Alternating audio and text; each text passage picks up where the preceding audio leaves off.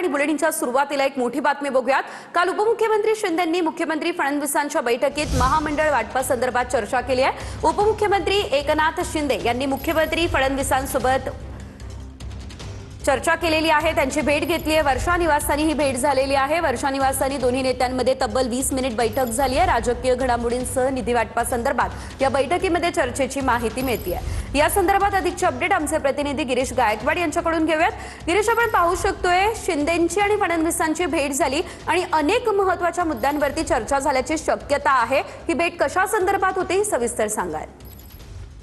नक्कीच सजल, आपण पाहतोय की महाराष्ट्राचे उपमुख्यमंत्री एकनाथ शिंदे यांनी काल रात्री वर्षा निवासस्थानी मुख्यमंत्री देवेंद्र फडणवीस यांची भेट घेतली आहे। दोन्ही नेत्यांमध्ये जवळपास पाऊण तास चर्चा झाल्याची माहिती जी आहे ती मिळते आणि या बैठकीमध्ये रायगडच्या पालकमंत्री पदासाठी शिवसेना आग्रही आहे आणि त्या संदर्भातले आदेश लवकरात लवकर निघावे अशी मागणी जी आहे ती एकनाथ शिंदे यांनी देवेंद्र फडणवीस यांच्याकडे केल्याची माहिती मिळते। तर त्यासोबतच 2 आठवड्यात राज्यातील महामंडळ वाटप हे केलं जाईल असं सुद्धा बोललं जाते आणि शिवसेनेच्या आमदारांना विकास काम निधी आणि रखडलेल्या कामांना गती देण्यासंदर्भात देखील उपमुख्यमंत्री एकनाथ शिंदे यांनी सकारात्मक चर्चा देवेंद्र फडणवीस यांच्यासोबत केल्याची माहिती मिळते। त्यामुळे येत्या 2 ते 3 आठवड्यामध्ये काही महत्त्वाच्या घडामोडी महाराष्ट्राच्या राजकारणामध्ये पाहायला मिळणार आहेत का, हे सुद्धा पाहणं आता महत्त्वाचं ठरेल।